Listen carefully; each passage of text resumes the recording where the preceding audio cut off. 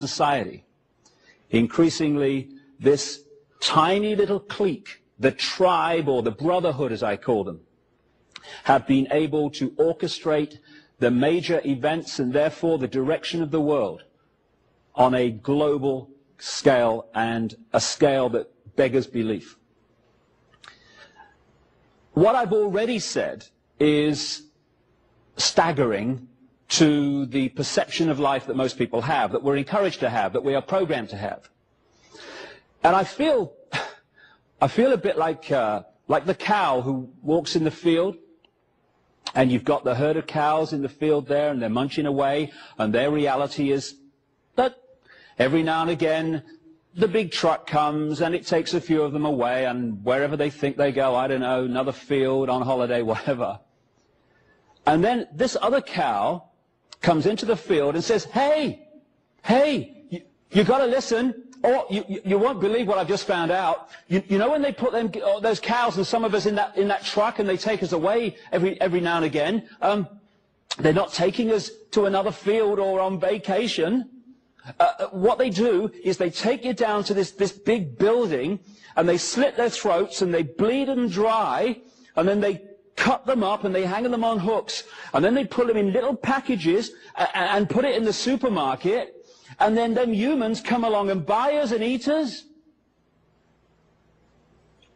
What would be the reaction of the rest of the herd on hearing this information?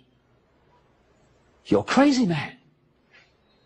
You're out of your brain. You want to go and see a psychiatrist? They'd never do that. This is ridiculous. And anyway, I've got shares in that trucking company and I get a good return. Shut up, you're making waves. And yet, all the things that I have just said are absolutely true. It's just that the herd will not believe them. And what's happening now as we unfold across the millennium and beyond, and the perception of life dramatically changes. What in the past would have been considered ridiculous, extreme, and nonsense is increasingly, through documented evidence, not from some theory, being confirmed as true. A very, very few people run this planet and control your life. And yet you have the power to control your life. You just give it away. And that's the point. When I talk about a few people running the world, understandably people come back and they say, well, it's not possible, mate. Can't be done. Too many people. And it can't be done by physical means, by soldiers at the door and soldiers in the street. You can do that in a small area, but you cannot control billions of people physically, just like you can't control a herd of sheep or a herd of pigs physically if they don't want to be controlled. In England, a little while ago, we had a remarkable example of that, in the sense that two pigs actually escaped from a slaughterhouse. They were just about to go through all that stuff I've just been talking about, and they got away. What they said was, instead of just following the herd and just accepting that that's what you do, they thought for themselves. They expressed their uniqueness. They broke out of the herd. And they ran away. And this became a major national news story day after day after day, because all these different people and agencies were dispatched to catch the two pigs, and they couldn't catch them for days and days and days, because they were trying to catch them physically. And because those pigs expressed their uniqueness, far from going to the slaughterhouse, they became national celebrities and are now wheeled out at galas and fetes and other events as one of the star attractions. Shows what you can do when you express your uniqueness instead of following the herd. The point I'm making here, however, is that you can't control lots of people physically, but you don't have to. What you do is you manipulate the way they think and the way they feel, so they behave in the way you want them to. Mind and emotional manipulation. Summed up and symbolized by this. We are multidimensional infinity. We're not just a physical body. As we'll come to in the second of these two videos, we are everything that exists. But how much of everything that exists, the eternal consciousness, are we accessing? Infinity or just a fraction? And the difference between that infinity perception of life and possibility and that is simply, again, beyond words to describe.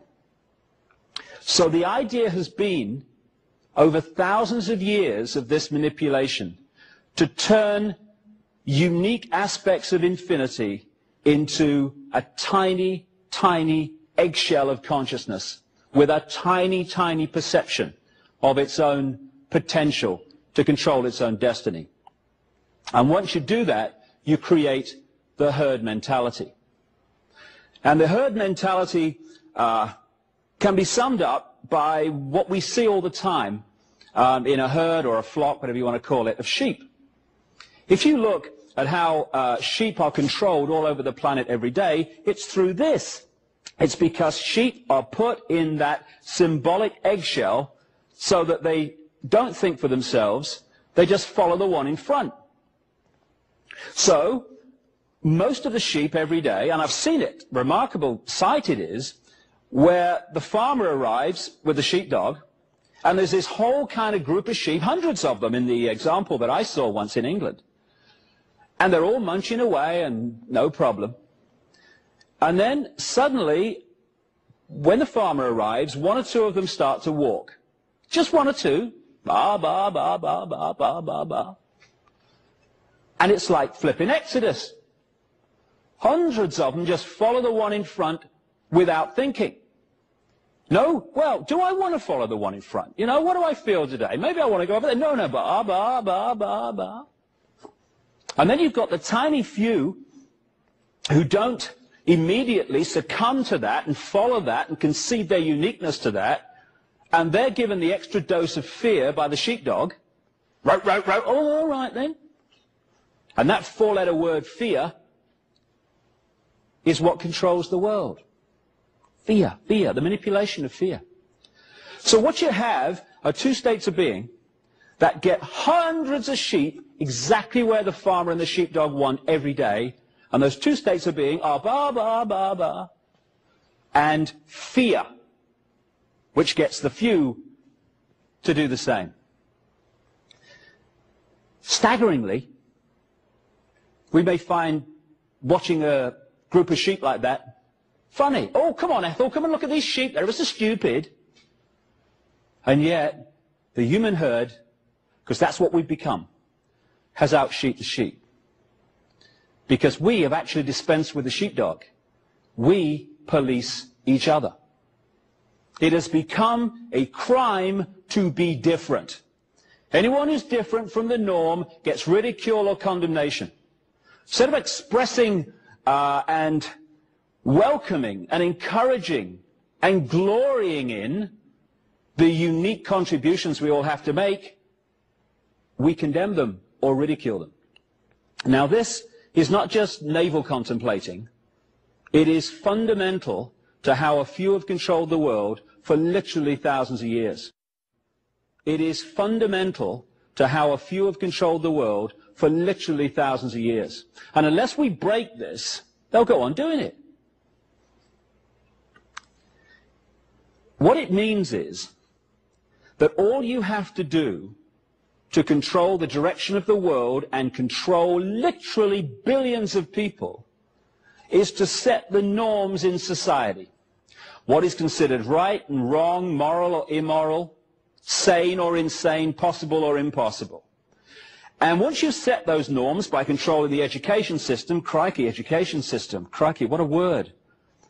Someone said, was Gandhi was asked what he thought of Western civilization, and he said, I think it would be a very good idea. What do I think of education? I think it would be a very good idea. I think it's about time we had some. So through controlling the education system, the mantra messages through the media, confirming that these norms are how life is, the vast majority of people in the human herd, from cradle to grave, occupy those norms and live their lives within them because they think that's reality. Now that's fine, that's a choice, I don't have a problem with that. But we seem to find it so hard to make those choices and let other people make different choices. So the reason the few can control the world as they do and have for so long is not just that vast numbers of people live within the norms, it's that those people insist those people that want to live outside the norms conform as well. So the key state of being, which is the foundation of all that I'm talking about, is the one you'll find in the vast, overwhelming majority, all but a handful, literally, of human beings. It's the fear of what other people think of them. Once you're in that mode, and that's the eggshell, then you're in trouble. Because suddenly you're not living your life, you're not expressing your uniqueness, you're living someone else's version of what you should be. You're already in prison, you're in what I call the hassle-free zone of norms. You've conceded what you are to what someone says you should be. And if enough people do that, and we do, whoever sets the norms runs the world. And what happens then, of course, is that when you're on the edge of that hassle-free zone and you're thinking, shall I, shan't I express my uniqueness? Shall I go with what my heart's telling me? What is the fear at that point that is making us resist? Oh, should I, shouldn't I? We're not at that point thinking, what will the President of the United States think if I express my uniqueness? What will the Pope think? Although some people will do that, my goodness me, why I don't know, but they do. Or what will the Governor of the Bank of England or the head of the Federal Reserve think? No, no. What's making us resist expressing our uniqueness is our fear of what our mother will think. Oh my God, what will my mother say? What will the guys down the bar say, or the people at work? In other words, the people's reaction that keeps us in those norms are the people who are already in there. So the sheep have also become the sheepdog.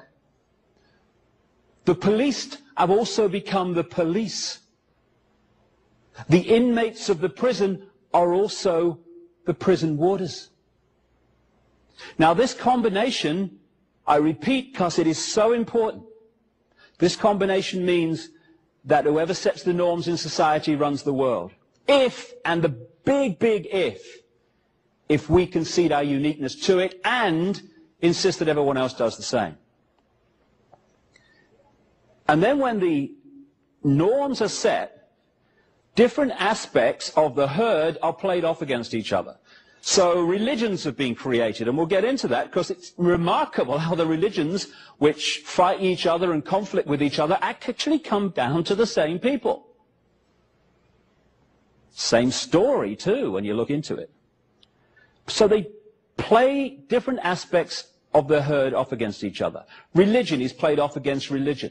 Political party is played against political party. Economic theory against economic theory. And so we've set the norms that have created the herd, and then the herd is set at war with itself. And while we're cussing each other and fighting each other and blaming each other, the few people are string pulling all these different elements and creating the key element that's necessary for the few to control the many, divide and rule.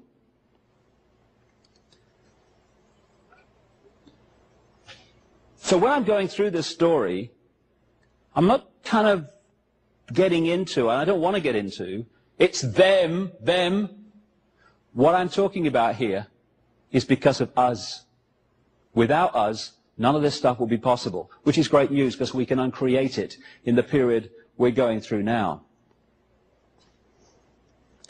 Just say one other thing before I move on about this. You know, most of the things, most of the belief systems, because that's what it is, belief, that are played off against each other, that conflict with each other and fight with each other, they're actually just the same state of being with a different name. I wonder what the difference is between, say, a Christian family that insists that their children believe what they believe, and a Jewish family that insists their children believe what they believe. What's the difference? It's just that they believe slightly different things, and they are slightly, but they're still indoctrinating their children into a belief instead of saying, You have all the information available and we encourage it, and whatever you come up with, whatever you make of that information, I'm at peace with, because you're unique and I'm not going to tell you what to think. So if we want to be free, we have to start by setting ourselves free and setting other people free, not least our children, to be who they really are and not what we'd like them to be. And what I call these opposites that are not opposites, I call them opposames. And it's amazing when you look around the different groups that are fighting and conflicting, when you look at the core of what they're saying and they believe and their actions and their ways of acting, you're not looking at opposites at all. You're looking at the same state of mind with a different dress on. I'll give you a quick example. During the last war, the World War, Second World War, the far left, as symbolized by Joseph Stalin, communism, was played off against the opposite, the far right, symbolized by Adolf Hitler, the Nazis. Now, they had to be opposites because we're told they are. That's the left, that's the right. Wow, let's have a look at them. Let's just check this one out. The far left, as symbolized by Joseph Stalin, was into centralized control, military dictatorship, and concentration camps. Now, the far right must have been very different because they're opposites. I read it somewhere. The far right are into centralized control, military dictatorship, and concentration camps. And they were played off against each other. They're not opposites, they're opposames. One thing I think we need to remember all the time, opposites never fight. They never take part in wars, because the opposite of a state of mind that believes that war is an option and conflict is an option and violence is an option is the state of mind that says it's never an option, because violence and war and conflict never solve anything. That never fights that, because that doesn't want to know. What fights wars? Two aspects of the same state of being. So the elements of society that create the divide and rule are not even different states of mind, they're the same state of mind with a slightly different name. Now, going on from this imprisoning of the consciousness into what I call the eggshell, goes something else very important. But this is the structure that has allowed this control by the few of the many to go on throughout this period I'm talking about. Because if you're going to hold people in that eggshell of perception and thought and possibility, you have to keep from them vast amounts of information that would set them free. Set them free to understand that the world is being controlled in the first place, and also set them free from their own sense of limitation. So throughout this period of time, the same structure can be seen, and it can be symbolized, as you see here, by a pyramid. You've got a tiny few people at the top of the pyramid who hoard the really advanced knowledge, the knowledge that would set us free if we had access to it. And the rest of the pyramid is fiercely compartmentalized. So the further you come down into the mass of the people, the less that knowledge is in circulation, until you reach the point where it's hardly in circulation at all. And this structure of knowledge in the hands of the few and the masses kept in ignorance is one that goes on again and again and again. And without it, frankly, this manipulation simply couldn't happen. And the world would not be as it currently is and has been for thousands of years. And the nature of some of this information, years ago, as we'll come to as we tell the chronological story in a second, maps of the world existed, which for instance, the ancients knew that the American continent was there. The idea that Christopher Columbus was the first European to discover the American continent, I mean, it's just ludicrous. I've just seen a pig fly across here for a start. I mean, it's just crazy on basic evidence. And if you had maps of the world and the mass of the people didn't know they existed, that again gives you a significant knowledge which most people don't have. But now we're in what you might call the modern world. We're in a situation where fantastic technology exists outside the public arena, which we don't know about. And if we did, it would be a very different world. We're in a situation where fantastic technology exists outside the public arena, which we don't know about. And if we did, it would be a very different world. A little while ago, when I started to get a bit of a profile in this information, I was invited to a meeting with a guy in America who works for the CIA as a scientist, against his will. And he told me of the amazing technology that has not just been available more recently, it's been available for decades. Technology that would create abundant growth in deserts without water, end of famine in Ethiopia and other places in the world. That would give us all the power and warmth we need in our homes, in our businesses, in our factories, without using polluting fossil fuels and these other sources which are doing such damage to the planet. Technology which could cure cancer and so-called incurable diseases exists now. Why don't we have it? Because it would set us free, it would give us choice, and choice equals freedom. Lack of choice equals the opposite of freedom, the imprisoning eggshell that I'm talking about. So it's kept from us. And I asked this guy, just to give you an idea of what's going on the other side of the movie screen that's projected at us via the media and education and what we laughingly call that. I said to him the obvious question, if you don't like doing all this, why do you work for the CIA against your will? And he opened his shirt and he said, this is why. And it was a kind of a bizarre moment, because on one area of the room there was his children and his family, and yet I was looking at this father from this bizarre perspective of the world he lives in when he goes out the door in the morning. On his chest was a see-through sachet, or patch as they call them in the trade, and in it was this golden liquid which turns out to be a drug. And he went into work one day, because just because you work for the CIA or the FBI doesn't mean you want to control the world and unfold all this stuff I'm going to come to. Most people think they're serving their country. Why? Because they're down here in the pyramid. He went in to work one day, and he has missing time he still can't account for. He remembers just waking up, however, in this room, and when he woke up he realized this patch was there. And the reason it was there was this: his body had been manipulated to need that drug to survive. And if the drug is not replaced, and the patch has to be replaced every 72 hours, he starts to die. And after one incident, when he said no more, they did that. And this is just one of countless people all over the world who are geniuses in their area, that could use that genius to set the world free, who in fact use it because of this situation to further imprison the world and deny us the knowledge of the existence of these technologies, while the very same technologies are used against us to increase the control. Because, of course, knowledge is neutral. Technology is neutral. It's how you use it that is positive or negative, and is either freeing or imprisoning.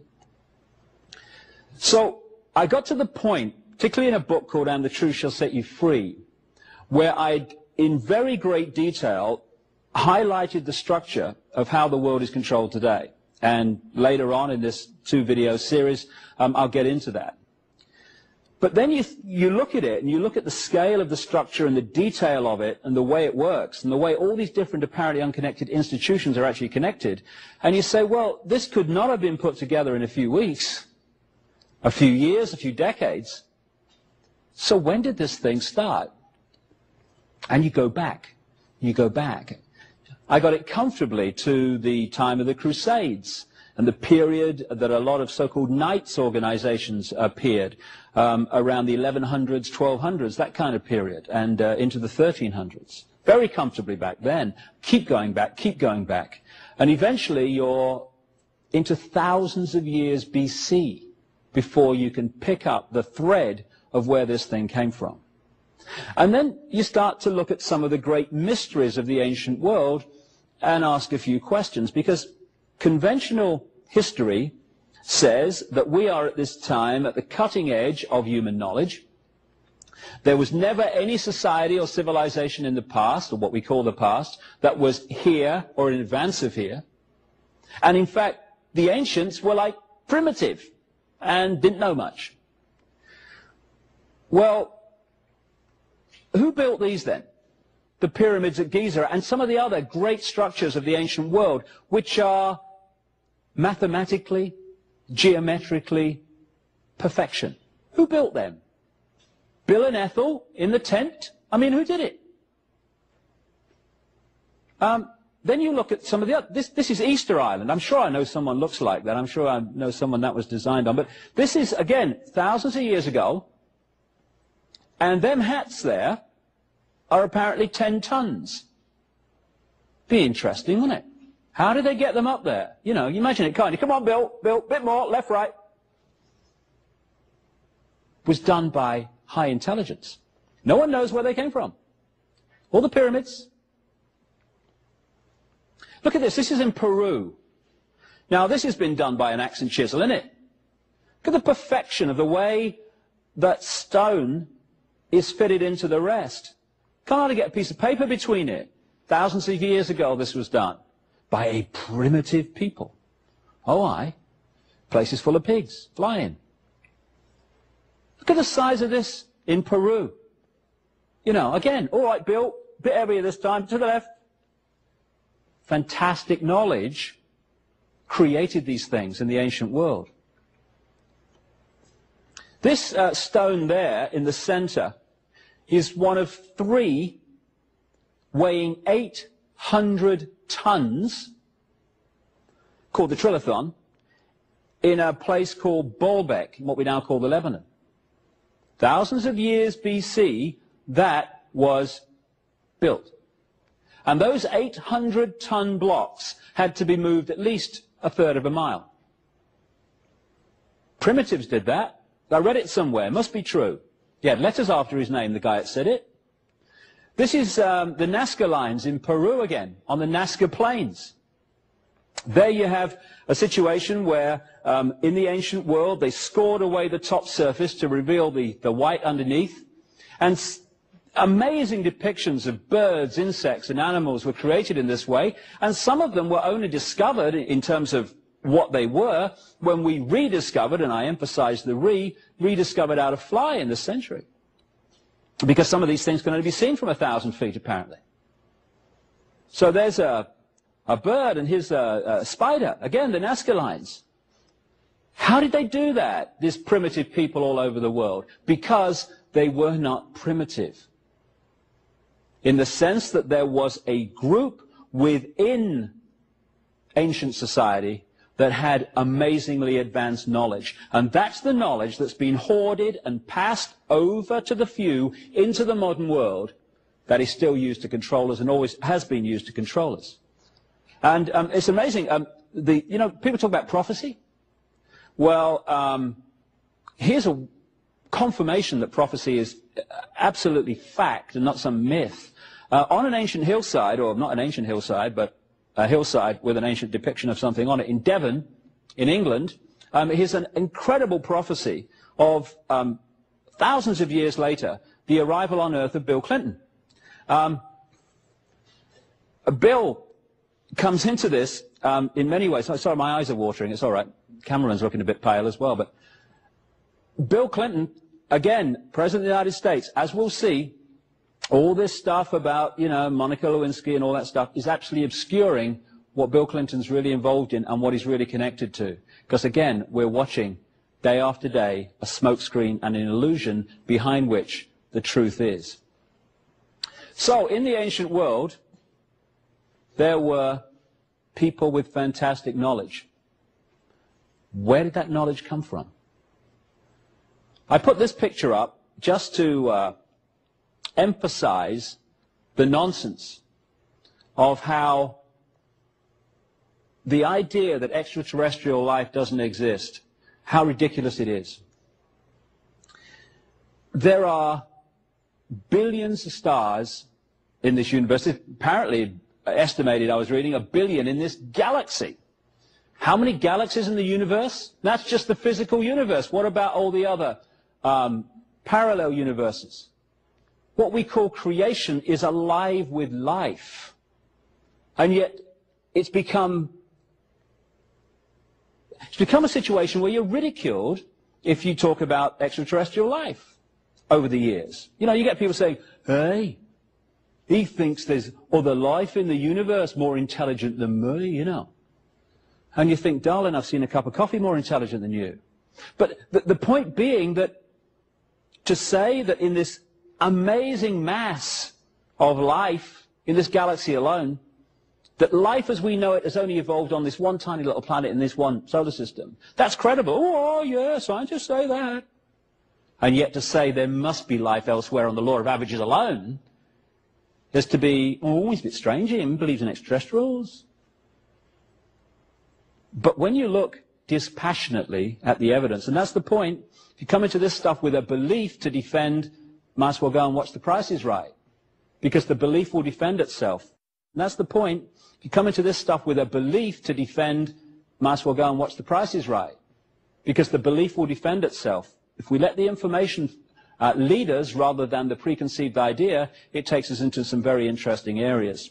First of all, when you look at ancient texts and traditions all over the world, literally all over the world, you find very clear descriptions of an advanced race or races that we would call extraterrestrial, not of this planet, that came to this planet and brought this advanced knowledge a long, long time ago.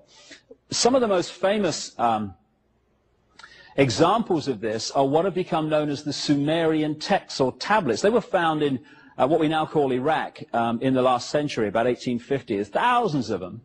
And they've been translated by a number of people, most famously a guy called Zecharia Sitchin. People think he's the only one that's done it because of the publicity and stuff that he's got in his books, but many other people have done it and have come to a slightly different interpretation than him. But the common theme of all of them is this, that a group which the Sumerian tablets, which were buried around 2000 BC, something like that, that they talk about this group they call the Anunnaki in Sumerian, those who from heaven to earth came, which is the basic translation, but those who came from the high place and down to the earth overall is the feel of it, the Anunnaki. And when it talks about these Anunnaki and the tablets and stuff, here's an example of just one of the so-called cylinder seals that were found among them, depicting various things. There are some remarkable points and areas of text and evidence that you can see. First of all, there is remarkable knowledge in these texts of planetary, solar system, universal, astronomical knowledge that has only been confirmed in this century, and sometimes even more recently.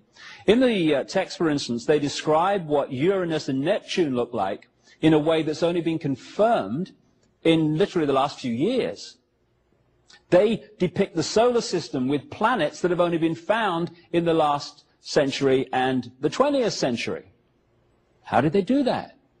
What they say is the knowledge was brought by this Anunnaki. But it's more than that, because it talks in some detail about how this Anunnaki interbred with humanity, creating a hybrid race. And you find this theme all over the world. You find it in Genesis, in the Bible, which is a rewrite, when you do the research, of the Sumerian stories. So we get the theme of the sons of God, who interbred with the daughters of men. But when you take that back to the Hebrew, just one step, you find that that phrase, sons of God interbred with the daughters of men, actually says sons of the gods interbred with the daughters of men. And every time in the Old Testament you see the word God, it's translated from a word meaning gods. And it's clear to me that we have been misled and we've misunderstood the difference between the gods, symbolically extraterrestrials in the ancient world, and God, which is all consciousness, all energy, everything that exists. So these Sumerian tablets very much confirm this ancient race. Now, again, when you look at other cultures, you find the same stories in the ancient Hindu cultures, the Veda. The Vedas, their ancient holy books, you find descriptions of the gods flying in flying machines, which we would call aeroplanes or UFOs or flying saucers, whatever. And when you take the common theme around the world, it's very clear that in the ancient world was a race or races of very, very high technological knowledge. And this was the knowledge that built the pyramids. This was the knowledge that built all those ancient structures which conventional history and archaeology simply cannot explain. Now this area here of what we call the asteroid belt would seem to be very, very significant. If you take Zechariah Sitchin's translation of the Sumerian tablets, the detail of which I have a problem with, I must say, here and there, they talk about, according to his translation, that a planet called Nibiru, the planet of the crossing in his translation of the Sumerian, came into this solar system a vast, vast amount of time ago. And one of its moons collided with a planet that was between Jupiter and Mars, and that created the asteroid belt, which just happens to be between Jupiter and Mars. That's one interpretation of what happened, but there are others, and I've come across a scientist, a friend in America, who's been researching all this for 30 years, and he is convinced from a large amount of different evidence that actually something different happened, not least because at a major corporation he used to work for, they did a study, the physicists at that corporation, into what must have happened to the solar system, because when you look at the planets and how they spin and how fast they spin and all this stuff, it's very clear that some major, major disruption has happened in this solar system. It's affected not just the Earth, but also the other planets. It's a major cataclysm. And they came to the conclusion, which basically supports the theme of a guy called Immanuel Velikovsky in the 50s, who was ridiculed for saying that what we now call Venus went through this solar system, devastated Mars, and almost destroyed the Earth. But these physicists are actually supporting the basis of that. What they believe as a result of their research is that the planet we now call Jupiter came into this solar system not that long ago, remarkably, 7,000 years ago maybe, something like that. 4,800 BC was the date that I was given for the window of time that had happened. And it collided with a planet that was in that area, and devastation unfolded, and the asteroid belt was the result. They also suggested that a great chunk of Jupiter, which is a colossal planet, of course, broke off and careered through the solar system and devastated Mars. Interestingly, the probes to Mars have suggested that the landscape of Mars is no more than 10,000 years old, so something certainly happened there that devastated it, and came close enough to the Earth and was caught in the Earth's field for a while, did a couple of orbits, and that orbit, when you look at the scientific suggestion of what that would have caused, starts to confirm some incredible legends, traditions, and oral and written evidence from the ancient world all over the planet that there came what the Bible calls the Great Flood. One of the things that this would have done, this pass by what we now call Venus, is to have created a 10,000-foot tidal wave. Interestingly, in the pre-flood world, since then, agriculture as we know it began at heights above 10,000 feet. Quite obvious why that would have happened in the scenario we're talking about. It is also suggested, and my other research, and in the book The Biggest Secret, it's detailed and documented in great detail, is that there was a Martian race, which was the white race, which actually came to the Earth and was interacting with the Earth, but as a result of the devastation and destruction of Mars, actually came here because it needed to survive. And this white Aryan Martian race based itself, and those that were here at the time of the cataclysm survived as a result of going into the high places in the Near East, what we now call Turkey, Caucasus Mountains, Iran, and that sort of area. And the amazing culture that appeared there, and I'll come to that in a second, was the result of this knowledge. This is another map of Europe and North America. Again, I'm talking about a cataclysm here, maybe about 4,800 BC, but there have been many of them. When you look at the geological and biological records, it's very clear this planet has had many cataclysms, just talking about one. Earlier, around 13,000 years ago, there was clearly another. And that area, which they call Appalachia, which is now sea, was actually land in that window of 13,000 years ago. What we call the Alps, what we call the Himalayas and the Andes, those fantastic mountain ranges only reached anything like their present height around 13,000 years ago. So the Earth, while we've lived through quite a stable period in known human history, actually changes its face from time to time, quite obviously because of various events.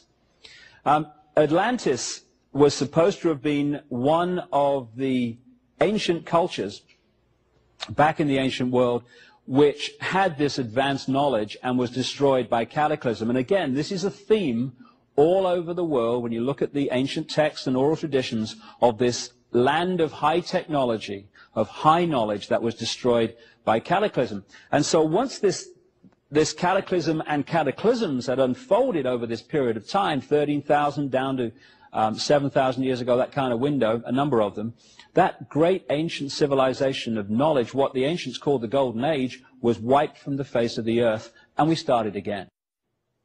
But we started again with different levels of knowledge.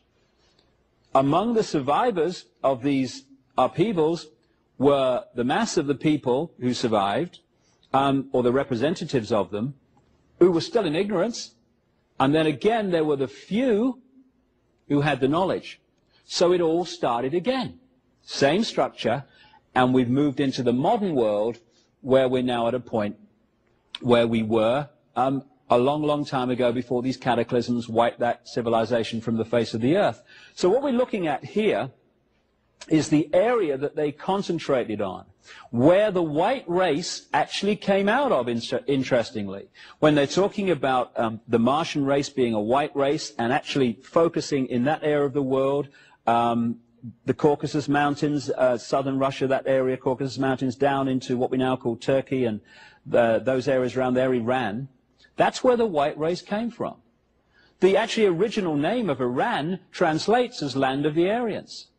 When you look at the Hindu culture in the Indus Valley, which was one of these cultures, again, that spontaneously emerged with advanced knowledge, even conventional history accepts that that culture, the Vedas and the structure of the Hindu religion, etc., was taken into the Indus Valley by an Aryan white race from the Caucasus Mountains. And when the floodwaters started to recede, down from the high places, which could be the translation of Anunnaki, those who came from the high place, came down into the Indus Valley, into the plains and valleys of Sumer, and they created the Sumerian culture, which is accepted again by conventional history, didn't start at this level and gradually evolve. It started at a very high level of advancement and then gradually fell away. Same with Egypt. It started at a very high level of advancement and then gradually fell away. Babylon, another one. And again, there are different uses of knowledge. And Babylon appears to have been a center for those who were in a state of being that wanted to use this knowledge to control, because Babylon was where so much of the manipulation and control of today actually came out of. So, in short, we have an extraterrestrial race in that area interbreeding with humanity, creating hybrid bloodlines. Now, in The Biggest Secret, I go into this in much more detail, but it seems to me that along with this white Martian race was what UFO researchers have called a reptilian race. And the detail of that is documented there. And it's this reptilian race that also interbred with humanity, and I think the reptilian race were the Anunnaki. When the first interbreeding took place, the hybrids were half human, half Anunnaki, I think reptilian. And they interbred with this Martian race, this white race that became the race that took over the world, in effect. When a second interbreeding took place, it wasn't between the Anunnaki, reptilian race, and the humans, it was between the Anunnaki and their hybrid bloodstreams. So now we're going 75% Anunnaki reptilian, 25% human. These bloodlines, what I will call the pure bloodlines, the pure hybrids, these are the ones, when you trace into the modern world, that turned up as the pharaohs, as the ancient kings of Iran, the so-called serpent kings, that became the aristocracy of Europe, that became the royal families of Europe, and through the Great British Empire became the presidents, business leaders, bankers of the United States. The reason that these families of the Eastern establishment of the United States that produce the people that run America and the European aristocracy and royal families, the reason throughout history that they have obsessively interbred with each other and not outside is because they're trying to hold this genetic structure. This is a picture I took of a partial eclipse of the sun on a pyramid at Chichen Itza in the Yucatan, a Maya pyramid. And understanding the two levels of knowledge of the sun from the ancient world to today is to understand much about this manipulation and what's been happening in the world. On one level, the masses obviously focused on the sun because of its heat and warmth and its effect on their lives and their crops and all that stuff. But the few at the top of these pyramids of control, the advanced race, or races, if you like, they understood the much bigger nature of the sun. The fact that it is not just a source of heat and light, it is a fantastic generator of magnetic electrical energy which is affecting life on Earth second by second by second by second. And so, in summary, what you had here was a white Martian race which its hierarchy had this knowledge, and this Anunnaki reptilian race, and you'd have to see the biggest secret for the enormous documentation of that being true, and they also had this knowledge. And below both, you had the mass of the people who didn't have this knowledge of the sun and much else. And a tussle took place between these two races, and eventually the reptilian race, through their bloodlines, took control and now control the world. So let's have a look at the nature of this knowledge of the sun. What you're going to see now are sunspots. Great arcs of fantastic energy that are emitted from the sun in cycles. Sometimes they're very powerful, sometimes they're less powerful. And the sun is 99% of the mass of the solar system. When it changes, everything changes.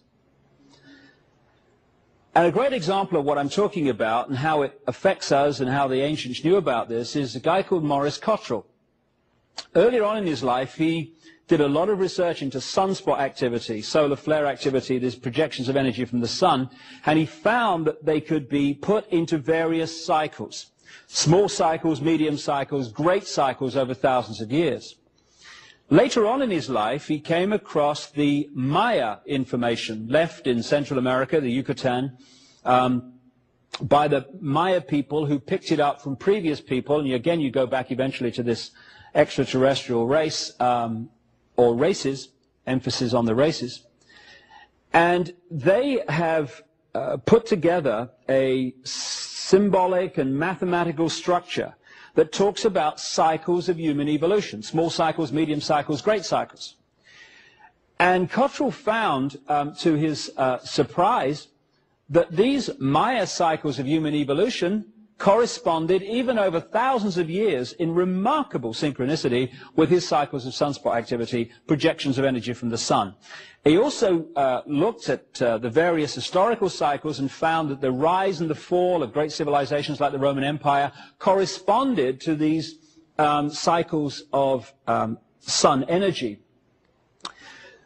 So, when the sun changes, we change.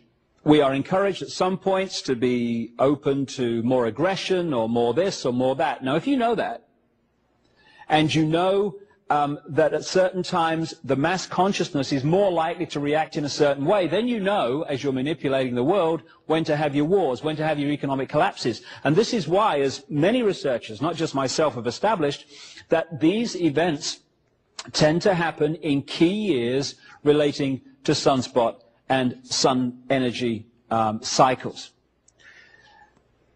Therefore, in the ancient world, there was the knowledge of the sun in its true importance and its true effect. And then there was the mass of the people who just looked at it in a totally different way. And this is why in the cultures of the ancient world you found, again, here a chair from Egypt, a throne from Egypt, a Akhenaten chair, the pharaoh, sun. Gold, the solar color, the solar metal. This is why the obsession was with gold. Also, lions, you find tremendous symbolism of the lion. The lion with its long mane symbolized the sun, which is why it was always there. Here again in Sri Lanka, gold and the sun. Here in Rome, the two lions, the sun, and the disc, the sun. Again, understanding this. Now, here, much more recently, this is the sun chair of George Washington, first president of the United States. And the reason that you find the symbols of the ancient world used by this high advanced level of knowledge in the more modern world, right to the present day, among the secret societies and among the countries in terms of flags and symbols, etc., is because the same knowledge stream is used today and the same manipulation is used today as always was. Now, this is a symbol that explains so much about religion and many of the symbols you see in the modern world. Because of the focus on the sun in its various levels of importance and understanding, this symbol was devised in the ancient world to symbolize the passage of the sun through the year. They did the circle with the zodiac, zodiac coming from a Greek word meaning animal circle appropriately. They broke the circle into 4, the seasons, with the cross, and they put the sun on the cross. I've heard that somewhere before. So what they did is to focus their symbolism on this journey of the sun. This is why when you look pre-Christian, pre-Jesus, you find an endless stream of deities in the ancient world who were given birthdays of December the 25th. Why is that? Because around December 21st, 22nd, you have the lowest point in the sun cycle in the year, the northern hemisphere anyway, which is the winter solstice. And at that point, the ancients said the sun had symbolically died. The winter solstice. And at that point, the ancients said the sun had symbolically died. 3 days later, the sun had demonstrably started its journey back to its peak in the summer. And at that point, December the 25th, they said the sun was born or born again. And because Christianity was created by, in the form we know it, by a sun-worshipping Roman emperor called Constantine the Great, that's why Jesus was given the birthday of December the 25th, symbolic of the sun, which is what Jesus is to a large extent. The evidence that he existed is like almost non-existent, if not non-existent in total. So by Easter, the sun was entering the sign of the ram or the lamb. And so they had ceremonies in which they sacrificed lambs in the pre-Christian world because they believed that by sacrificing the lamb to the gods, they would have good luck and their sins would be forgiven and all that stuff. Now, this is where the symbolism of Jesus and so many mirrors of Jesus in the pre-Christian world, that's why we constantly get this recurring story of the lamb who died so our sins could be forgiven. Now, what the ancients also did is they symbolized the sun as a baby at the December the 25th time, as a kind of a youth at Easter, and as a strapping, strong, immensely strong man in the height of the summer, and losing his power in the fall, autumn, and then being an old man back towards the winter solstice. And they symbolized the sun as a person with long, golden hair, just like the mane of the lion.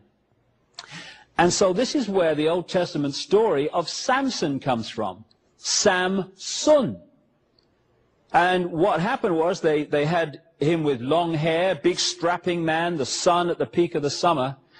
And then what happened in the story, he started to lose his strength. And what happened to make him do that? He had his hair cut. The rays of the sun were getting less and less powerful as he entered the house of Delilah, Virgo the Virgin, which is the astrological sign as you're entering into the fall. And so, so often, and again in The Biggest Secret, this is documented constantly, this is why you get constant stories which we are asked in the masses to take literally, therefore a prison religion emerges, when in fact they're symbolic, and often symbolic of the sun. So, this is what this is, the Celtic cross. It's the circle and the cross, the symbol I've just had on the screen. This is NATO. NATO is a wholly owned subsidiary of this brotherhood, this group of bloodlines, the reptile-human bloodlines, the hybrids that run the planet. Again, this is the CIA symbol. Again, there's the cross with the sun on the cross. And this sun symbolism is something that you can read this brotherhood by. I came across this shot, or this symbol, in the City of London. Now, we'll get to this. The City of London is the operational epicenter of this global web of manipulation. And this is across the road from St. Paul's Cathedral. And again, you see the same symbolism, and on the center you've got the black sun. Now, the black sun symbolizes two things. It symbolizes the negative use of solar energy, and it also symbolizes something that's becoming more and more obvious, and people are becoming more aware of, and that's that it's not just the planets that go around the sun in the solar system. The solar system is also traveling around a central point, and that central point is known symbolically as the black sun, kind of a galactic center, and it takes 26,000 years for the solar system to go around that sun, and we are now in the process of completing one of those 26,000 year cycles, which is why the world is changing, and is going to change dramatically in the next 15 years to 2012. So again, this symbol keeps coming up in the modern world as well as the ancient one. Now, even in the design of cities, which this brotherhood has in the modern world controlled, you see exactly the same symbol. What you're looking at here is the Arc de Triomphe in Paris. Paris, like Washington and London, is a mass of esoteric symbolism and sacred geometry built by design into the street plan. And so what you have is the Arc de Triomphe with the circle around it. There's the center of the sun on the cross, if you like. And going off from there are 12 roads breaking up into the 12 segments, just like that symbol I showed you a few minutes ago. And this, again, is sun symbolism from the ancient world carried by this group. And even in the road, on the road plan around the Arc de Triomphe, you see the sun there making the point. But if you don't realize where all this is coming from, it just seems like kind of nice design. Again, up there, Order of the Knights Templar in the York Rite of Freemasonry. That symbol there with the cross and the crown is the way the symbol of the circle and the cross has been got into Christian churches without people realizing what it means. It's the same symbol, the cross and the circle. And again, you see the same symbol here. This is the famous painting by Leonardo da Vinci. Leonardo da Vinci was a very high initiate. In fact, he was the Grand Master of a elite secret society, still very much part of the manipulation today, called the Priory of Sion, S-I-O-N. And Sion comes from a Sanskrit word meaning the sun. The Priory of the Sun is what he's actually saying. And this guy was an initiate who knew the underground story and the underground knowledge. This is why Da Vinci was able to make predictions and draw pictures of various technologies that were well ahead of his time. Now, what he's done here is present the Last Supper picture in the form of symbolizing that same symbol, the cross, and the sun on the middle and the circle. He's depicted Jesus as the sun, hence the halo around his head there, and he's broken up the disciples into 4 sets of 3, symbolizing the 3-month periods of the seasons and the sun going through them. This is why this constant recurring number of 12 and 1, the hero and the 12 followers, constantly reoccurs. This is why you have King Arthur and the Knights of the Round Table, the circle of the zodiac. This is why again and again the big religious heroes had 12 followers, the sun and the months and the areas of the zodiac. This is an ancient stone depiction of the Phoenician and many other cultures within the Middle Near East, but certainly the Phoenician sun god called Bel or Bil, who became the Canaanite Baal. And there you see the halo around the top of his head symbolizing the sun. And this is vastly ahead of the emergence of Christianity, which then used the halo, because the same symbolism was used, because again is Zoroaster depicted with the halo and the rays around his head, because these guys did not actually exist. They were symbols of the sun. That level of knowledge knows that. This level of knowledge, the masses, takes the symbolic literal, and you have a prison religion. So let's pick up how this all unfolded from here. Just to quickly summarize. In that area of what we now call Iran, Turkey, and the Caucasus Mountains, you had two advanced races at the same time. You had the Martian race, which came down and survived there and came out of there after the cataclysm involving Venus 7,000 years ago or so. But you also had another race, which the Sumerian text called the Anunnaki, a reptilian race. And they interbred in this program or programs that are described in the Sumerian texts. And interestingly, they describe how this Anunnaki did this interbreeding by using what we would call test tube methods. Now, of course, when these tablets were found in 1850, the idea of creating life in test tubes, utterly ludicrous, no longer. And so you had the interbreeding between the white race, the Martian race, and the Anunnaki. And the outcome of that was what appeared to be a human form, is what we'll call it today. But within that white race were particular bloodlines that were very, very reptilian. And again, you have to look in detail in The Biggest Secret to see the enormous documentation of this, but it's these bloodlines, particularly the white, reptilian, the Anunnaki, Martian bloodlines, that actually have run the world ever since. Demonstrably, the white race took the world over. They came out of the Caucasus Mountains and this area of the world in two basic ways. Go one way first, by land. They came out of the Caucasus Mountains, and incidentally, what do Americans call white people? Caucasian. Why do they call them after some mountains in the Near East? Because that's where the white race came from. They came across land into Europe, and they changed their names. They were the Scythians, they were the Sumerians, they were many different names, and if you follow the movement of people, you find that they became the white race of Europe. They became the Anglo-Saxon race, because the Angles and the Saxons were simply different names for the same race. They became the Anglo-Saxon race, because the Angles and the Saxons were simply different names for the same race. They became the Scandinavian peoples, they became the British, they became the French, they became the European white race. And within this white race were these Anunnaki bloodlines, these reptilian bloodlines. And these were the ones, when you do the research and the genealogy, that ended up again and again and again in the positions of power. Political, royal, economic, all of it. And so, not only did they come across land in that way, much earlier, around 3000 BC, through a white race called the Phoenicians, they went by sea to Britain.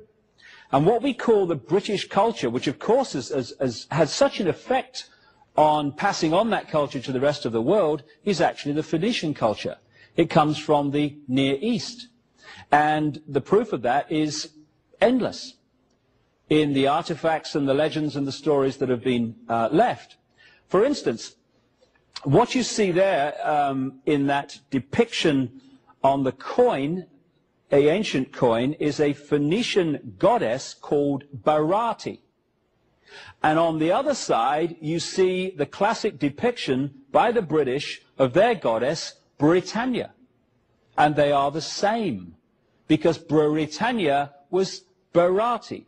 The Phoenicians worshipped two deities. One was the male, Barat, one was the female, Barati. And she became Britannia, and Barat and Barati became Baritan, and the Baritish. The British culture is in effect the Phoenician culture. Not only that, when you look at the names given to the goddesses and what have you, or in the Indus Valley, what we call the Hindu culture, they are the same. They are very, very close to the name Bharat and Bharati, because this white race, as I said earlier, also went in and created the Indus Valley Hindu culture. No accident that all the major religions in the world that were prisoners came out of this same area of the Middle and Near East. In Britain are white horses scored into the hillside. This is supposed to be the oldest one. It's a place called Uffington in Wiltshire. And it's been dated to around 3000 BC. That is precisely the time the Phoenicians arrived by sea into Britain, bringing the Bharati, British culture as it became. Now, why would the Phoenicians score horses in the hillsides, the chalk hillsides of Britain? Very simple. The Phoenicians were sun worshippers. This was a Phoenician symbol of the sun. This is a Phoenician high priestess. Again, you see the swastika. The swastika was a Phoenician symbol of the sun. Quite a positive symbol, and what the Nazis did, because they understood this, is they turned it round to indicate the negative, because they understood the nature of the sun as well. This is a Phoenician stone found in Britain. There again, you see the swastika. And what we call the British culture came from the Near East. Another thing that these advanced people within the Phoenician culture understood was the fact that the earth has through it and around it what is known as an energy grid or grids. These are force lines of energy. Some people call them ley lines, some people call them dragon lines in China, meridians, whatever. Where these lines of force cross, you create a vortex. Where many of these lines cross, you create a colossal vortex. And therefore you have enormous energy which you can use to create and do various things. This guy was an Englishman in a place called Herefordshire, and one day he was on his horse at the top of a hillside, and he suddenly looked down into the valley and saw these lines in a sort of psychic way all over the place, straight lines, and they connected the sacred wells, the sacred places of worship, the points where the churches were built, the hillsides, etc. And this now, as we have moved on, has been confirmed by the scientific world, those with an open mind anyway, that this grid line, grid system actually exists like a web around the world. Now, where these ley lines cross in their most powerful way, where most of them cross, just happens to correspond with where the ancients had their most sacred ceremonies and their most sacred places. Stonehenge and places like that were built on them. So where the lines come in and the vortex is created, that is where they built the Stonehenges. The Aveburys, another stone circle and energy complex in Britain. That's where they built all over the world their temples to access this energy. This is Avebury in Wiltshire. Now this is interesting. I used to live near here, and the Phoenicians built this with their knowledge.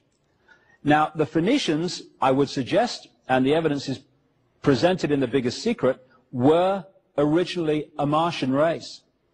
What people like Richard Hoagland have found, who's investigated the Cydonia region of Mars, where they found pyramids, etc., and other non-natural creations, is that if you look at the way that the various pyramids and non-natural points relate to each other in this area of Mars called Cydonia, and then you place them over Avebury in Wiltshire, England, they fit almost exactly.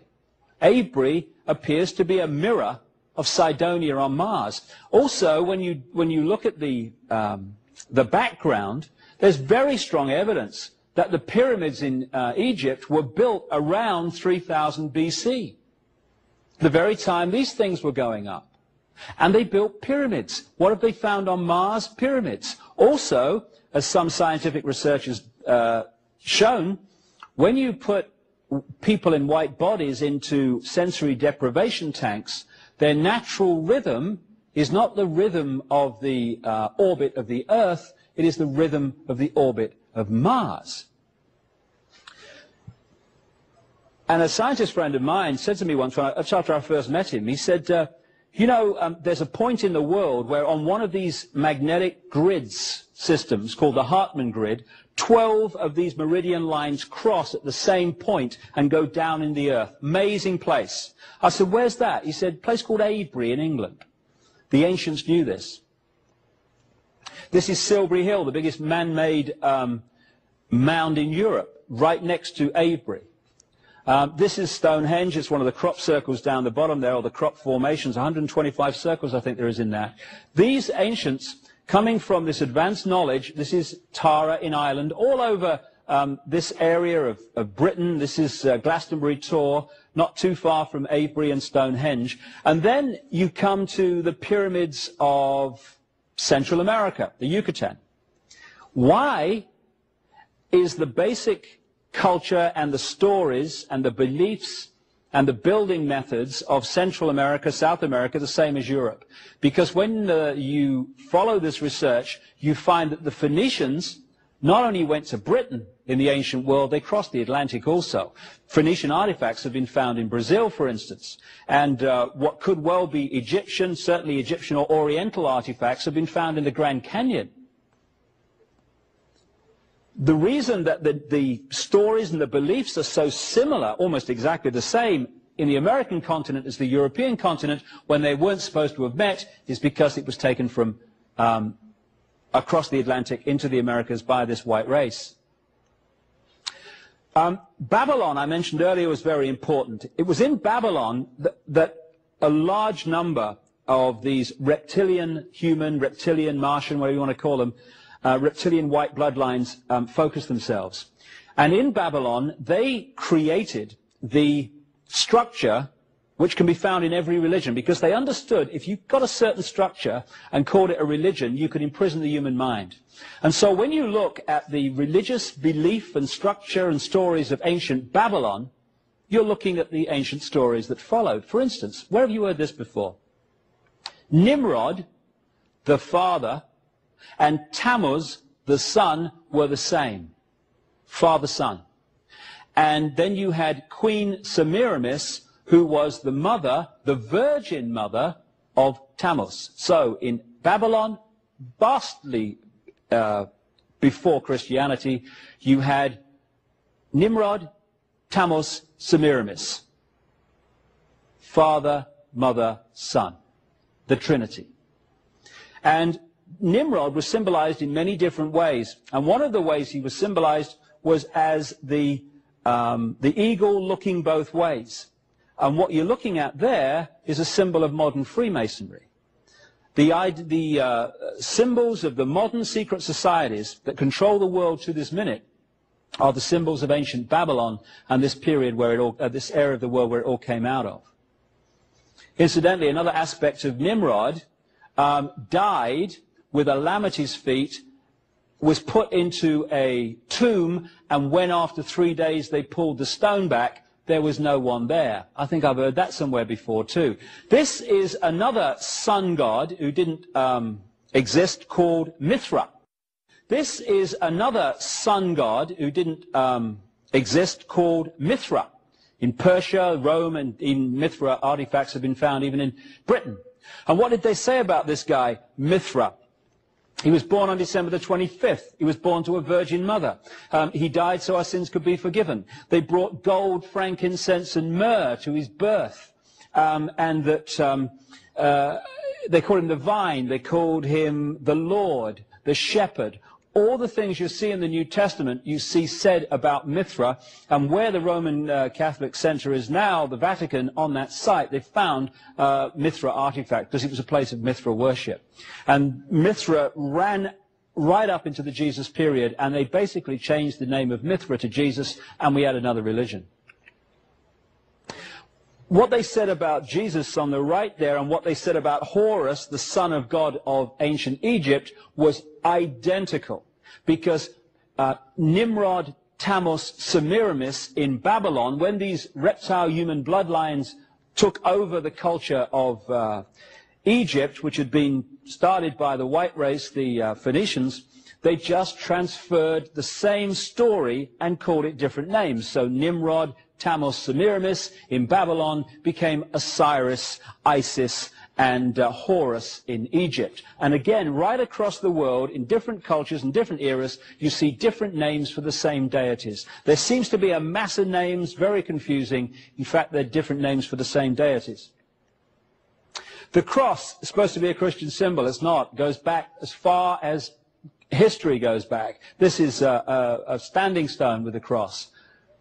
Here we have Mother Mary holding Jesus, except that we don't. This is how the Egyptians symbolized Isis holding Horus. And again, in my book, The Biggest Secret, you'll see massive documentation of how this story just goes on being repeated. The initiates know what it means, the brotherhood, the mass of the people are asked to take it literally. What actually turned Christianity into the religion it became, and who decided what Christians believe to this day, was a Roman emperor called Constantine the Great. In 325 AD, he called a meeting of bishops in the early Christian church to his palace at Nicaea, now Iznik in northwest Turkey, and there the Nicene Creed was created. After they'd had a punch-up and ripped up documents and all that stuff, they decided the Nicene Creed would be as it is to this very day, and that's what Christians are supposed to believe. In this sign you will conquer, what Constantine said, and he was a sun worshipper. He worshipped a deity called Sol Invictus, the unconquered sun, and Mithra and all this stuff. He had no problem with Jesus because it was just a different name he believed for what he was already believing anyway. What he said was that before a battle, when he was battling to become emperor, he saw a cross in the sky from Jesus saying, by this sign, or in this sign you will conquer in the battle, which sounds massively like what the Prince of Peace would say, doesn't it, really? So Christianity was a manufactured religion. Here we see the Pope. There's the Maltese cross, a brotherhood symbol that you can see to the present day. I'll come to that shortly. But on the Pope's head is the mitre. And if you look at it sideways on, it's actually a fish head. Why is it a fish head? Because that's the symbol of Nimrod, the Babylonian god figure, who they symbolized as a fish, as they symbolized his partner Semiramis as a dove. And this is where the fish comes from in Christianity, as well as the House of Pisces. So basically, and the Biggest Secret documents this in detail, the Babylonian group moved home to Rome, the New Babylon. Now, also in this story, if we move forward to the time of the Crusades in the 1100s, 1200s, you find that in the Middle East at that time, a series of knights organizations suddenly appeared, which are still going today, and among their members today are some of the top people in global politics, business, banking, military, media, etc. They were the Teutonic Knights, which relate to Germany. They were the Knights Hospitaller of St. John of Jerusalem. And St. John, incidentally, is a symbol of Nimrod, for reasons the Biggest Secret explains. And the other one, which I'm going to concentrate on for a few minutes, was the Knights Templar. And they all appeared around Jerusalem at the time of the Crusades. And the Knights Templar said that they'd created this organization originally to protect pilgrims who were visiting the Holy Land. Well, there's only 9 of these fellas for 9 years, which is going to protect a massive amount of pilgrims, clearly.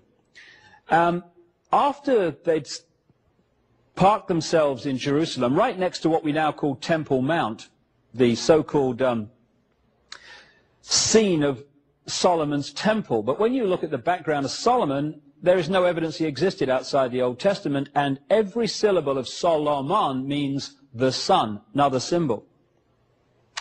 Anyway, after 9 years in the Jerusalem area, next to the Temple Mount, suddenly things started to move very rapidly for the Templars. Some of them went back to Europe, and they started signing up the noble families of Europe, and to particularly France to start with. And to join the Templars, you had to give them all your wealth. So they became massively wealthy very, very, very quickly. And they created 2 basic financial centers in their empire. One was in Paris, one was in London. Today, Paris and London are the 2 key centers of the operational level of the manipulation of the world. No coincidence. After a while, however, the King of France, Philip the Fair, who was up to his neck in debt to the Templars, decided that he was going to remove them. Now, this thing about debt's very important. You can follow through these bloodlines out of the Middle East, these reptilian human bloodlines that became the European aristocracy, etc., a number of themes that keep reoccurring. One is creating prison religions based on the basically same story, keep masses in ignorance. 2 is satanic ritual and blood drinking and such human sacrifice ceremonies, which are still going on today to the same deities they did in the ancient world. And thirdly, the scam where you lend money that doesn't exist to the population and charge them interest on it, which is what happens to this very day, of course. The debt we call debt in the world is actually debt that doesn't exist. It's just figures on a screen. There's no money involved at all. It's just a thought form. So what happened with the Templars is that they played this scam because they were part of this stream, and they got the crown heads of Europe up to their neck in debt to them, just as their successors have the governments of the world today in debt to them. So Philip the Fair wanted to bring an end to this, and there's more to that story as well. And on Friday the 13th, in October 1307, he issued orders, supposedly secret orders, to arrest the Templars on that morning. That's why Friday the 13th has been deemed unlucky ever since. Now, he got some of the Templars, but he didn't get most of them. They got away, and they went in 3 basic directions. One, they crossed the Atlantic to the Americas, and 2 other directions. First of all, they went off from their port at La Rochelle in France with the loot, because when Philip the Fair went to get the loot from the Templars in their headquarters in Paris, it had all gone. And they went in their ships, one group of them, around the outside, the west coast of Ireland and into Scotland. And there's a reason they did that, 2 reasons in fact. First of all, Philip the Fair enlisted the support of the Pope to purge the Templars. But Scotland, with Robert the Bruce, etc., was in conflict with the Pope at the time, and therefore excommunicated, and therefore the Destroy the Templars order didn't apply in Scotland at that time. And also, a tremendous number of these bloodline families out of the Near East, these reptile human bloodlines, came out of northern France and Belgium, what we call that area now anyway, and went into Scotland almost en masse. Within 150 years, these bloodlines were running Scotland, and they have the names today that we think are Scottish. We go, Hamilton, Orkney, and MacDougall, Orkney. Scottish? No, no. They came out of that area of northern France and Belgium. And they were the same bloodlines. Robert the Bruce was one of them that the Templars were connected to. So the Templars went into friendly territory. And they went underground because of the purge, and they re-emerged eventually as the Scottish Rite of Freemasonry. This is why the biggest secret society in the world today that pervades world politics, business, banking, the media, etc., is called the Scottish Rite, after this tiny country at the top of the British Isles, because that's where the Templars went when the purge happened. This is a Knights Templar. You'll see the red cross on the white background. That was the Phoenician fire cross or sun cross. And this is why the flag of England is a red cross on the white background. It's also why you had the Red Cross organization, which is also linked to this network at the highest level. Now, here's the flag of England. It's called the St. George's Cross. Now, two big British deities were St. George, who killed the dragon, and the more I research this, the more I feel that is symbolic of this battle between this Martian white race and this Anunnaki reptilian race, because the dragon was very much used to symbolize this serpent race in the ancient world. And so St. George is not actually a British deity, it's actually Phoenician, because that's where the Phoenicians went, to Britain. St. Michael, which is a great Christian deity, was an ancient Phoenician deity also, and areas of Europe, like called St. Michael's Mount, one in England, southern England, came from the Phoenicians who settled that area. Now, the Templars then moved out of France, around into Scotland, and that was one area they went. They went across to the Americas, and they also went down to Portugal. Now, before I get into that, let me show you one thing in Scotland, which confirms so much of the fact the Templars were there, and indeed there are many artifacts to prove it, and other evidence. And that's this place, Rosslyn Chapel, in just south of Edinburgh. It is the great city on the east coast of Scotland. And this was built on the land of the St. Clair family. Now, the St. Clair family were a French bloodline going back to the Near East that went to Scotland and became the Sinclair family, that classic Scottish name, Sinclair. And this is one of the great holy grails of the Brotherhood today, the Rosslyn Chapel. Now, in the stonework of Rosslyn Chapel, you see sweet corn plants, aloe plants, and cactus plants, etc., that at the time this was built were only found in America. Perhaps still are, I don't know, but certainly then. Which is remarkable because this was built before Columbus left on his journey to discover America. In other words, they'd been long before, they just didn't want us to know it. So, as they went to Scotland, so another group of Templars came down to Portugal, which will connect into America now as we start to enter the modern world. They hid behind an organization called the Knights of Christ. The Knights Templar are under another name. And they were a maritime organization because the Templars had a massive fleet of ships.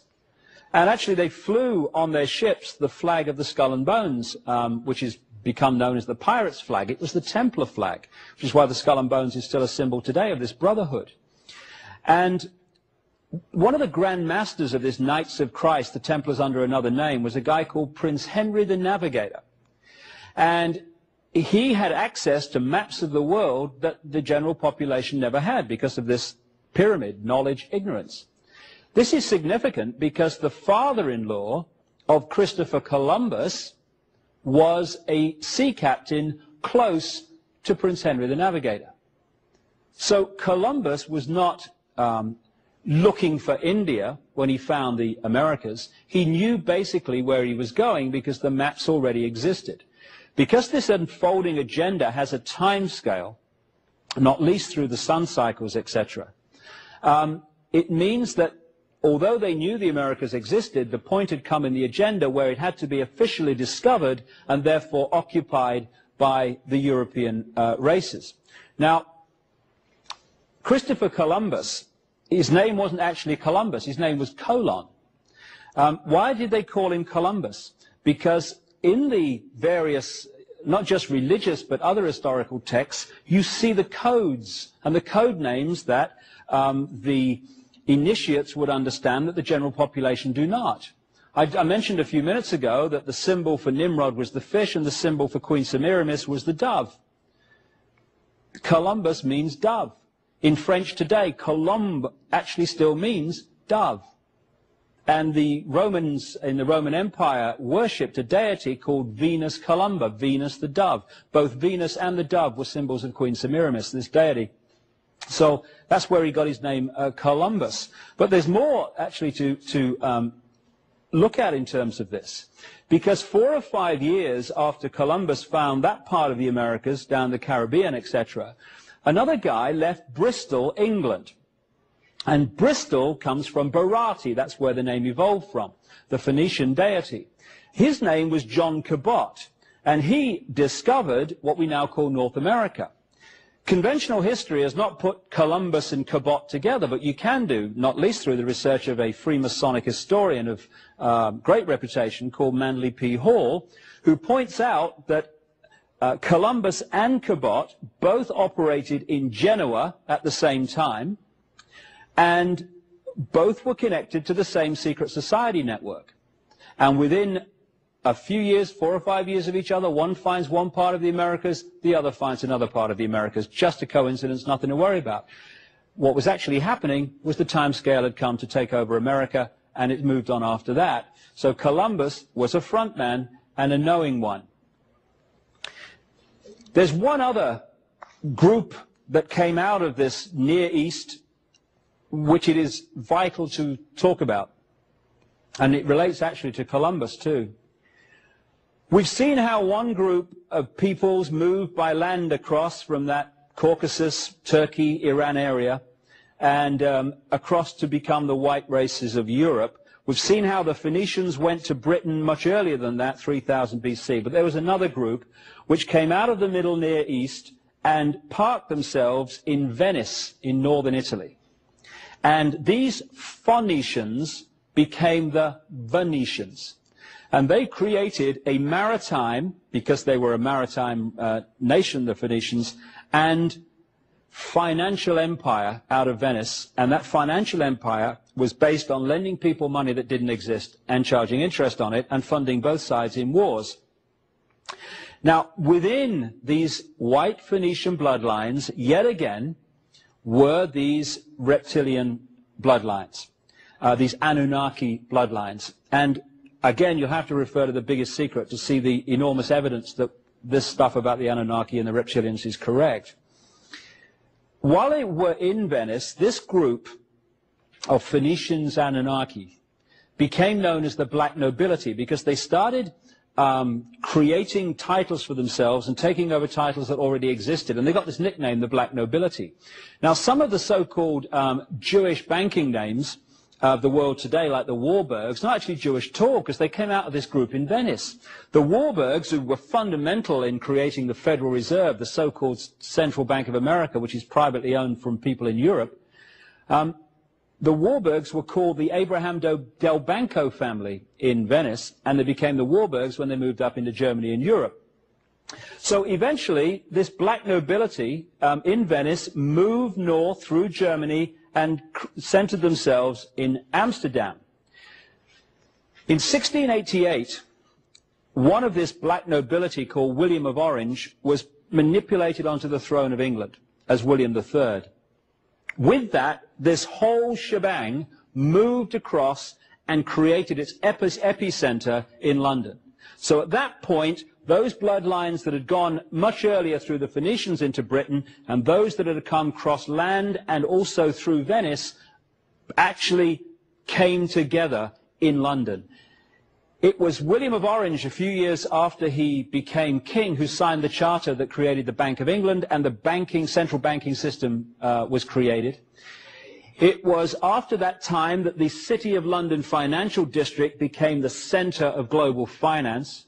And it was after that time that we got the great British Empire, when these bloodlines were expanded from Britain all over the world, to Africa, to Australia, to Asia, to the Americas. And what started out in Babylon and the Near East and moved outwards now went global because of the British Empire. People say that because the British Empire and these European empires have actually contracted since then, that it can't be true that the world's still controlled from London and these cities. But there's two ways of controlling people. One has a finite life, one can go on forever until someone exposes it. The first one is overt, in-your-face control, the dictatorship. where Britain controls this country and controls that country. The people in that country know where they are. They're controlled by an outside force, like the Russians during communism and the Germans during Hitler. That has a finite life, because eventually, when you know where you stand, you're going to rebel against that control. Much more subtle to replace that overt control with covert control, where people are controlled, but they don't know that they're controlled. People don't rebel about the fact that they're not free if they think they are. So what happened as the contraction came of these empires, not least the British Empire, is while on the surface it seemed to be over, left outside in those countries, back in those countries, were the bloodlines and the secret society network, which has continued to control those countries from this point on. Because what happened in that ancient time is that you had the positive use of knowledge, and they created mystery schools and secret societies in Egypt and elsewhere to pass this advanced knowledge on in a positive way. You then had this other force, largely out of Babylon, that also created mystery schools and secret societies for very different reasons, to pass on the advanced knowledge only to the chosen ones that they chose. And they created the institutions, these same secret societies, in the public arena that sucked that advanced knowledge out of circulation. Not least the Inquisition. When, 2 minutes into this video, I would have signed a suicide note during the Inquisition. So therefore, you had a situation in which the knowledge was passed on to the few, and the institutions created by that secret society network to suck it out of public circulation. Eventually, and people like Manly P. Hall have documented this, that negative use of knowledge, that negative structure of mystery schools and secret societies also infiltrated eventually and took over the positive mystery schools and secret societies. So that negative use of knowledge, that negative structure of mystery schools and secret societies also infiltrated eventually and took over the positive mystery schools and secret societies. So we reached a point eventually where knowledge was passed on only to the few at the highest level who had a malevolent intent, and it was sucked out of the public arena big time. So the structure today is basically this. The epicenter on operational level is in London. That's where the global agenda is decided. And in these different countries, like America, the United States, South Africa, etc., you have bloodline branch managers, as I call them, who run those particular countries in line with a centrally decided and coordinated agenda. In South Africa, you've got the Oppenheimer family, who are the bloodline controllers of South Africa before and after Mandela, control the stock market, the diamond mines, and the gold mines and the other industries and the media. In America, the bloodline branch managers are the Rockefellers and the cartel of the Eastern establishment, who get their orders from the centrally coordinated epicenter in London and Paris, particularly London, and they run America in line with that. So wherever I go, in the 20-odd countries I've talked in and researched in so far, the same policies, the same structures exist, because they're coming from a central point. And the world is controlled, therefore, by a very, very few people. One of the bloodlines centered in London are the Windsors. In The Biggest Secret, I expose some stunning, breathtaking information about the real nature of the Windsors and the bloodlines. These are black nobility bloodlines who go back through this story that I've been talking about, and that's why they have so much power and so much wealth and so much influence, because they're meant to, but not for long. Now this is Ben.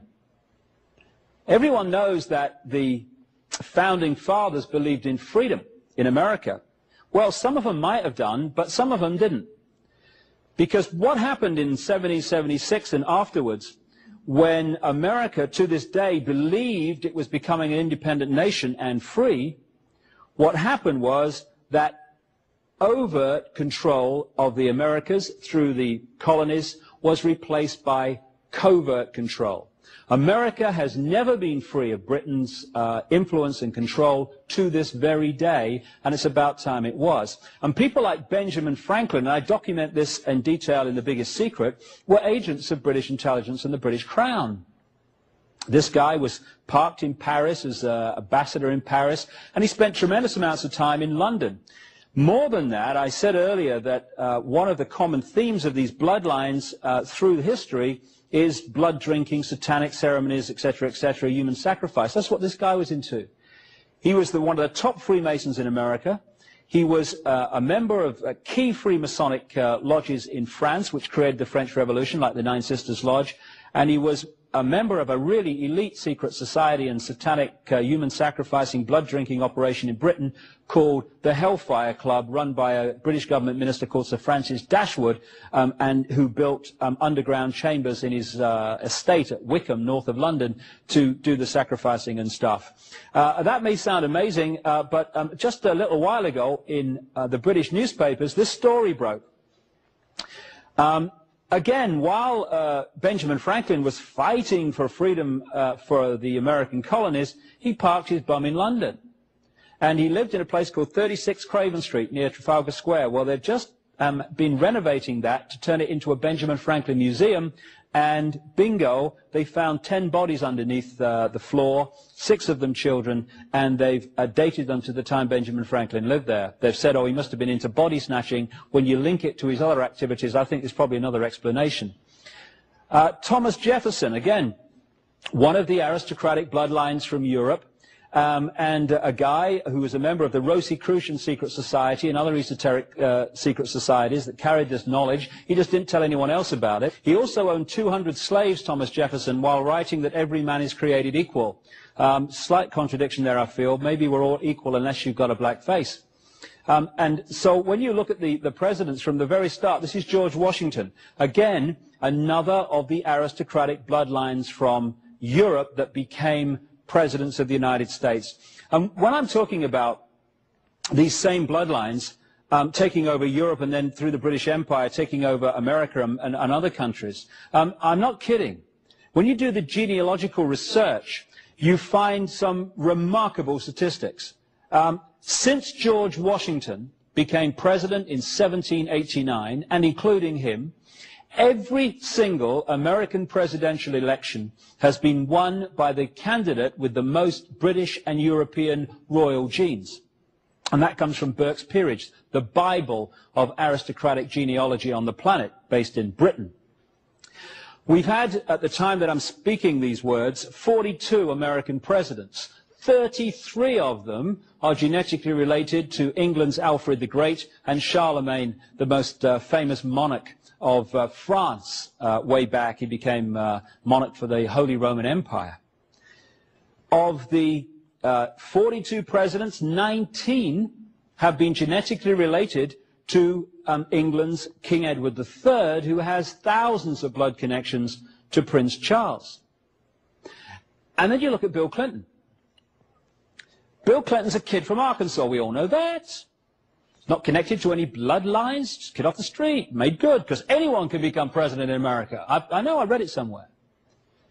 Clinton is genetically related to the House of Windsor, to every Scottish monarch, to King Henry III of England, and to King Robert I of France. And this is why, because of his bloodline, that he was taken at a very early age and given this scholarship to Oxford University called a Rhodes Scholarship, which is given to bloodline people in the world to go and be indoctrinated into this agenda in Britain, and then they come back, and the ratio of them that become presidents or people in power behind the scenes in their countries is absolutely vast. It's because of their bloodline. There's a number of symbols which you can pick up, because there's a secret language of this brotherhood, again, that comes out of Babylon. And as the time has gone on, the malevolent use of this advanced knowledge through this, what you might call Babylon Brotherhood that emerged on a global level as it is today, has become the dominating force on the planet, interacting, as I talk about in detail in The Biggest Secret, with this Anunnaki extraterrestrial force or race. One of the symbols is the pyramid, and particularly the pyramid with the capstone missing, the pyramid and all-seeing eye. This was put on the dollar bill in 1933-34 by Franklin Delano Roosevelt, another of the bloodlines, who goes back to French aristocracy, which connects in with the British. And the symbol you're looking at was actually the symbol of a secret society called the Bavarian Illuminati, which was behind the French Revolution, and it goes much further back than that. So the obsession with symbolism and for other reasons, certain symbols is phenomenal. People asked a few years ago during the presidency in France of Francois Mitterrand, why on earth did they put this big black pyramid, this glass black pyramid, next to the beautiful Louvre Museum? People can understand it, because from an aesthetic point of view, it was ludicrous. But they built pyramids in Egypt to interact with the energy and to create a particular energy field. They did the same on Mars, it would seem, also. And they're doing the same in the modern world in the street plans. This is why, and we'll see this as this talk unfolds, why that pyramid was put there. And anyone know where that is?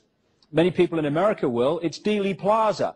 This is where they killed Kennedy, in Dealey Plaza. And the street plan of Dealey Plaza, where the first Freemasonic temple in Dallas was put, is a pyramid with the capstone missing. They killed Kennedy on the right-hand side, the grassy knoll near the number 5 there, and down the bottom of the pyramid in an underground car park is where they killed Lee Harvey Oswald, who was falsely accused of doing the deed, but you need someone to blame when you don't want people to know what really happened.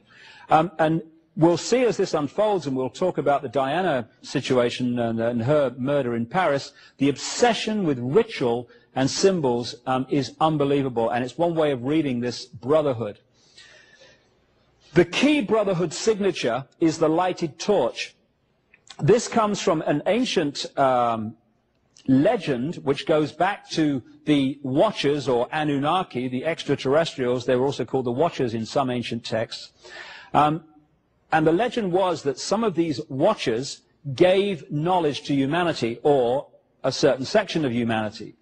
And a number of deities have been invented in the various different cultures, like ancient Greece, etc., to symbolize this same story of the gods giving knowledge to certain numbers of humans. The most famous of these is this guy, Prometheus, the Greek god who was supposed to have come from the Caucasus Mountains, and he's holding, as you see, the flame. The flame is symbolic of knowledge, the sun, the illuminated ones. The Illuminati is one name for this brotherhood. The illuminated ones, those illuminated into this advanced knowledge. And so what you're looking at is a gold depiction of Prometheus in the Rockefeller Center in New York, put there by the Rockefellers, and there's a plaque to show that, because they, one of the bloodline families running America on behalf of the London Central elite, they know the symbolism of Prometheus. They know the symbolism of Prometheus. And so the lighted torch, or the flame, became the key signature of this brotherhood, and you can follow it. That's what this is. This is an exact replica of the Statue of Liberty in Las Vegas. That's why you've got the fairground ride behind. But what you're looking at is the lighted torch, the sun, knowledge, the illuminated ones, the Illuminati, the brotherhood. Also around the head you see the rays of the sun. Now that's classic Queen Semiramis symbolism. That's basically Queen Semiramis of Babylon. And because of this difference between those in the knowledge, the few, and the masses who are not, people look in America and around the world at that in New York Harbor, and they say, oh yeah, that's symbolizing the land of the free. No, no. It's symbolizing the opposite. It's saying, look, we run the show and we're telling you, and you haven't even got a clue. And this is not actually new at all. This was given in terms of America, this was given, the Statue of Liberty, to New York by French Freemasons who were in the underground stream of knowledge of what it represented. And in Paris, to this day, in an island on the River Seine, there's the Eiffel Tower in the background, there is the French Statue of Liberty in the same way. Because, again, it symbolizes something to this brotherhood which the masses don't understand. When they killed Kennedy in Dealey Plaza, there's the grassy knoll over on the right there. Afterwards, they put in Dealey Plaza an obelisk, which is a Freemasonic symbol relating to the sun, the phallic symbol, the male energy. Again, goes back to ancient Egypt, etc.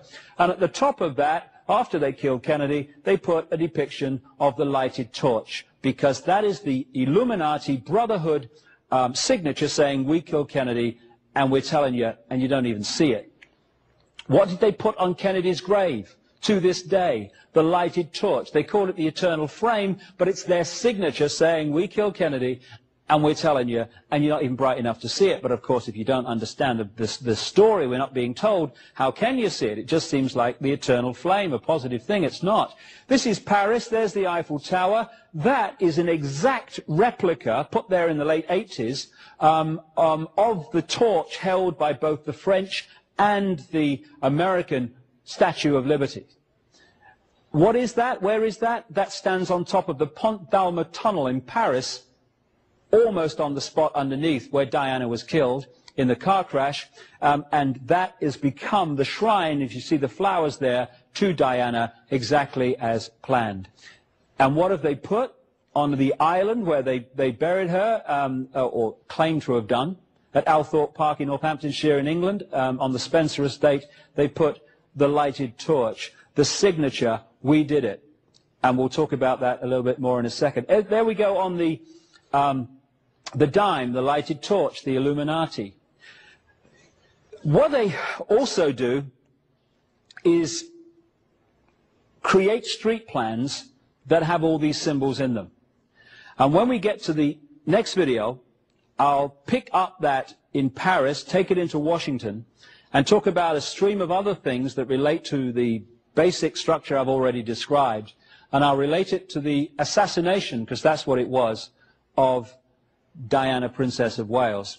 And also, when we've looked at the structure of how we're controlled, we can look at the way out of here, because we're only controlled because we allow ourselves to be controlled, because we give our power away. We take it back, all this stuff is over. To summarize this first part, we had the intervention in the human genetic stream in two ways. First of all, a Martian race that came after the cataclysm to Earth settled themselves in that Middle Near East area. Not least because during the cataclysm, the only way to survive was to get to a very high place. Agriculture started at 10,000 feet and more. But complicating what would have been normally a simple story of Martians coming to the Earth, a white race, was this Anunnaki, this reptilian race that interbred, creating particular bloodstreams that it could connect with and therefore control. And it's these reptilian human bloodlines that became the